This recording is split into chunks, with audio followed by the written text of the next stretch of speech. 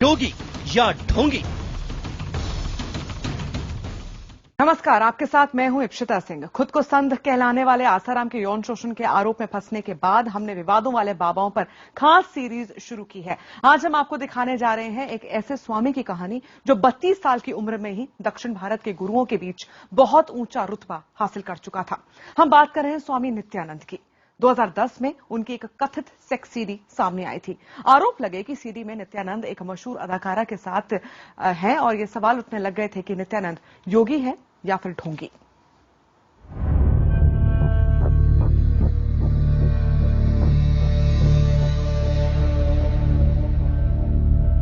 दक्षिण भारत के एक न्यूज चैनल पर यह तस्वीरें 2 मार्च 2010 को प्रसारित की गई। यह सेक्स सीडी थी। सीडी में लाखों भक्त वाले एक बड़े स्वामी थे। साथ में थी एक महिला, उसे तमिल फिल्मों की चर्चित अभिनेत्री बताया गया।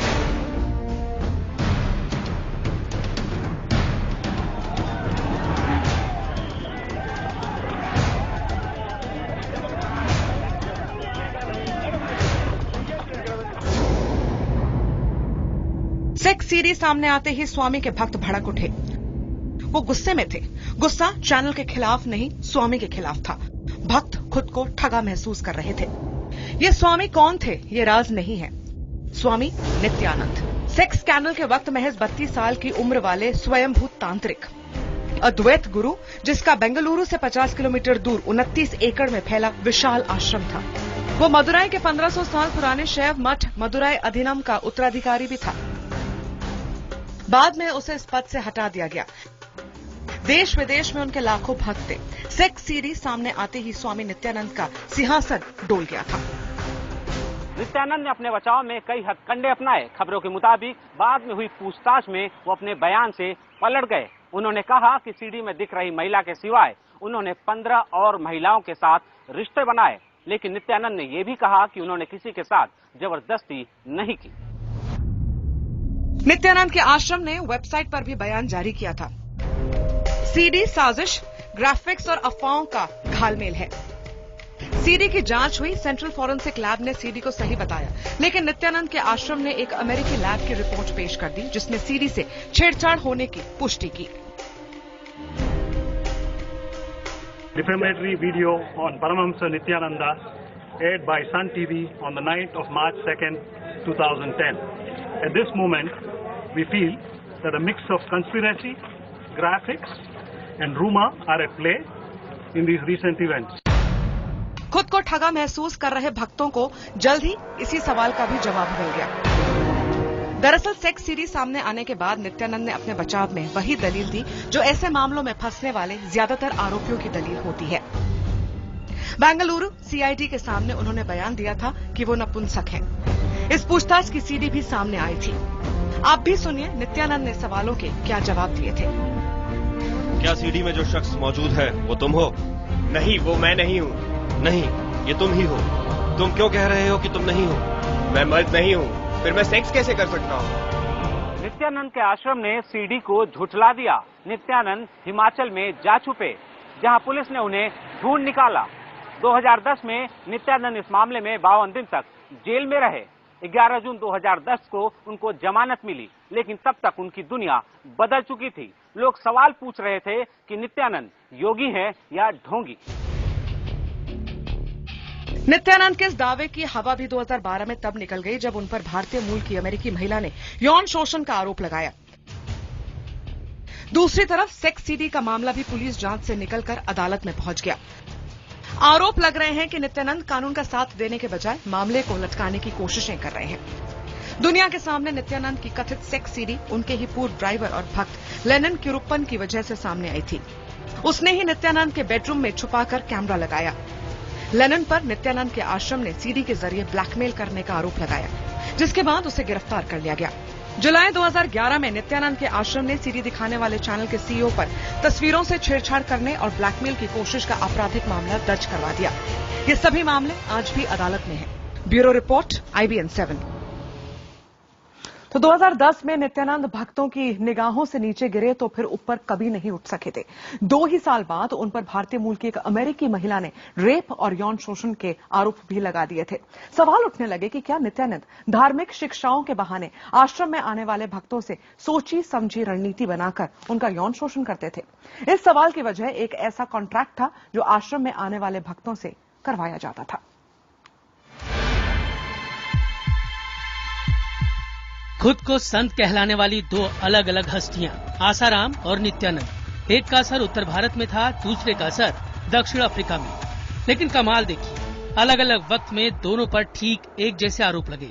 साल 2013 आसाराम पर एक नाबालिग ने लगाया यौन शोषण का आरोप, जाना पड़ा जेल। साल 2012 नित्यानंद पर भारतीय मूल की अमेरिकी महिला ने लगाया आरोप, जाना पड़ा जेल। 2012 में नित्यानंद पर लगे आरोपों के बाद ये सवाल उठने लगे कि क्या अध्यात्म की आड़ में अद्वैत सिद्धांतों के प्रवचन के पर्दे के पीछे नित्यानंद यौन शोषण करने के आदी शख्स हो चुके हैं। सवाल इसलिए भी उठे क्योंकि 2012 में लगे उन पर आरोप बेहद संगीन थे। पर्सनल सर्विस के लिए सेलेक्ट किया और उन्होंने कहा कि गुरु सेवा एक बहुत ही उत्तम मार्ग है स्पिरिचुअल एनलाइटनमेंट या जीवन मुक्ति के लिए, और मैं इतनी भाग्यशाली हूँ कि मुझे इस तरह का एक उत्तम रास्ता मिला है। इन सब आइडियाज मेरे मन में डाल के वो मुझे सेक्सुअली अब्यूज करने लगे। अमेरिकी महिला ने मीडिया के सामने नित्यानंद पर खुलेआम ये संगीन आरोप लगाया कि नित्यानंद ने 6 साल तक उनका यौन शोषण किया। ये महिला शादीशुदा थी और अमेरिका में रहती है। महिला के मुताबिक अमेरिका में ही उसकी मुलाकात नित्यानंद से हुई। नित्यानंद ने पहले उसे अपनी निजी सेवा के लिए चुना। उसने आरोप लगाया कि फिर नित्यानंद उसका यौन शोषण करने लगे। महिला ने बताया कि उसे अपराध बोध न हो, इसलिए स्वामी नित्यानंद ने धार्मिक कथा कहानियों का उदाहरण देकर उसे रिश्ते बनाने के लिए मजबूर किया। जब सेक्सुअल अब्यूज हुआ और मुझे बहुत ही शौक हुआ तो उन्होंने कह दिया कि ये सब ये एक बहुत पवित्र स्पिरिचुअल यूनियन है जिसमें गिल्ट की कोई जरूरत नहीं है। जैसे राधा और कृष्ण उसी तरह ये मधुर भाव है। पीड़ित का ये बयान जैसे एक स्थानीय न्यूज चैनल पर प्रसारित हुआ था, उसके बाद बेंगलुरु में 2010 जैसा ही हंगामा मच गया जब एक तमिल अदाकारा के साथ नित्यानंद की कथित सेक्स सीडी सामने आई थी। खबरों के मुताबिक बाद में हुई पूछताछ में नित्यानंद ने माना था कि उनके अपनी कुछ भक्तों से रिश्ते रहे हैं। एक स्वामी के चेहरे के पीछे छुपे भोग, तंत्र मंत्र और वासना के चेहरे की पुष्टि तब भी हुई जब नित्यानंद के आश्रम का वो कॉन्ट्रैक्ट पेपर दुनिया के सामने आया जिस पर उनके भक्तों को दस्तखत करने होते थे। पेपर में ये लिखा होता था कि उनके भक्त अपनी मर्जी से आश्रम में होने वाले तंत्र मंत्र और वासना के खेल का हिस्सा हैं। नित्यानंद के आश्रम में भक्तों से कराया जाने वाला करार किसी सेक्स कॉन्ट्रैक्ट से कम नहीं था। करार का एक एक शब्द नित्यानंद की नीयत पर सवालिया निशान खड़ा करता है। करार पर सबसे ऊपर लिखा होता है नॉन डिस्क्लोजर एग्रीमेंट कॉन्फिडेंशियल, यानी गोपनीय। फिर आश्रम का पता ध्यानपीठ चैरिटेबल ट्रस्ट, बिदाड़ी, बेंगलुरु भी दर्ज होता था। करार की शर्तों में था कि आश्रम से जुड़ने वाला सहमत है कि आश्रम में तंत्र साधना कराई जा सकती है। तंत्र साधना के दौरान पेश आने वाली किसी भी परेशानी या घटना के लिए स्वामी नित्यानंद या आश्रम जिम्मेदार नहीं ठहराया जाएगा। आश्रम में तंत्र साधना का करार कई सवाल खड़े करता है। जब नित्यानंद के आश्रम का सेक्स कॉन्ट्रैक्ट सामने आया तब भी ये सवाल उठे थे कि क्या आश्रम में जानबूझकर साधना और वासना को साथ मिला दिया गया। क्या कॉन्ट्रैक्ट के जरिए योग के साथ भोग को इसलिए मिलाया गया ताकि कोई भी नित्यानंद की तरफ उंगली न उठा सके। Bureau report IBN 7। तो दक्षिण भारत में नित्यानंद ने बहुत छोटी सी उम्र में अपना अच्छा खासा साम्राज्य कायम कर लिया था। नित्यानंद के भक्त मानते थे कि उनके पास दैवीय शक्तियां हैं। दरअसल नित्यानंद भक्तों को चमत्कार दिखाने में माहिर था। वो फूंक से भक्तों को हवा में उड़ा देने का दावा भी किया करता था। लेकिन सेक्स स्कैंडल में फंसने के बाद उनका ये ड्रामा बेअसर हो गया था। एक के बाद एक संगीन आरोपों में फंसते गए नित्यानंद के पाखंड की पोल कैसे खुली, आपको दिखाते हैं इस रिपोर्ट के जरिए। चारों तरफ आग और आग के घेरे में बैठा नित्यानंद, ये नित्यानंद का ड्रामा है। उस पाखंड का हिस्सा है जिसकी बदौलत महज 32 साल की उम्र में नित्यानंद ने दुनिया भर में अपने लाखों भक्त बना लिए। बेंगलुरु के पास लंबा चौड़ा आश्रम तामीर करवा लिया। बिरदी में मौजूद नित्यानंद के इसी आश्रम में आग के घेरे में बैठे नित्यानंद की ये तस्वीरें सेक्स स्कैंडल के बाद सामने आई थी। नित्यानंद सिर्फ एक दिन पहले ही जेल से छूटा था। नित्यानंद के शिष्यों ने बताया था कि स्वामी जी पंच अग्नि तपस्या कर रहे हैं। तपस्या के जरिए नित्यानंद दुनिया की शुद्धि करना चाहते हैं। पंच अग्नि तपस्या के लिए सूरज की पहली किरण के साथ नित्यानंद आग के घेरे में बैठ गया। मीडिया के कैमरों के बीच उसके इस पाखंड में कुछ शिष्य और भक्त भी शामिल हुए।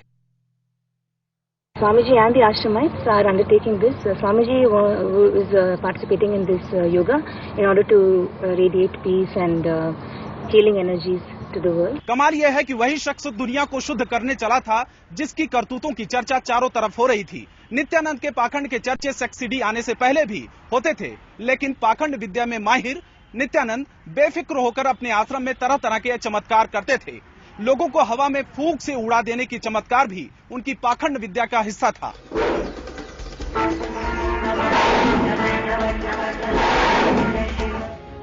स्वामी नित्यानंद ध्यान पीठम की यही वो तस्वीरें हैं जो कि नित्यानंद के पाखंड, उनके ड्रामेबाजी की सबूत बन गई। नित्यानंद फूंक मारते थे, हाथ से इशारा करते थे और उनके भक्त हवा में उछलने लगते थे। स्वामी नित्यानंद का दावा था कि उनके पास ऐसी शक्ति है जिसके जरिए वो इंसान के भीतर छिपी ऊर्जा को जगा देते हैं।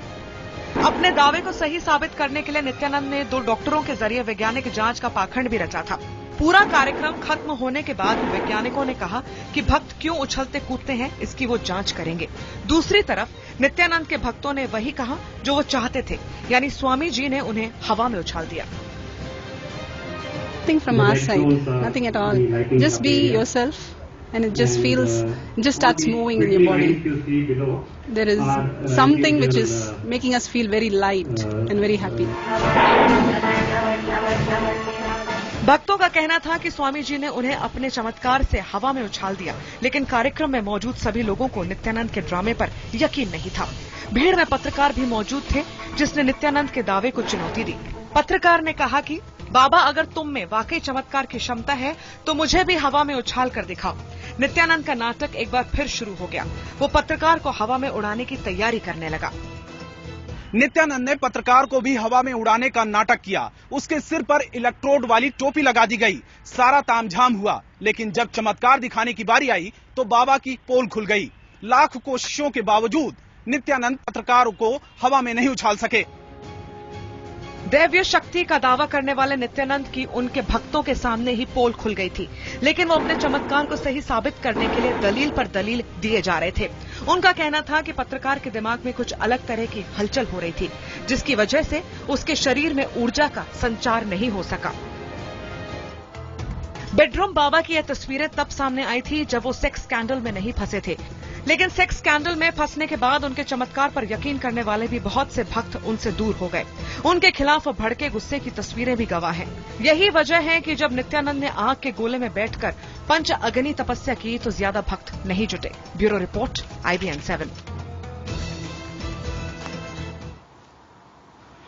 तो आप देख रहे हैं विवादों वाले बाबा, जिसमें आज कहानी है नित्यानंद की। एक वक्त नित्यानंद दक्षिण भारत के सबसे चर्चित और सबसे लोकप्रिय आध्यात्मिक गुरुओं में से एक होते थे, लेकिन सेक्स सीडी सामने आने के बाद वो सिर्फ यौन शोषण के मामलों में फंसे, बल्कि उन पर तस्करी से लेकर टैक्स चोरी तक का शक जताया गया था।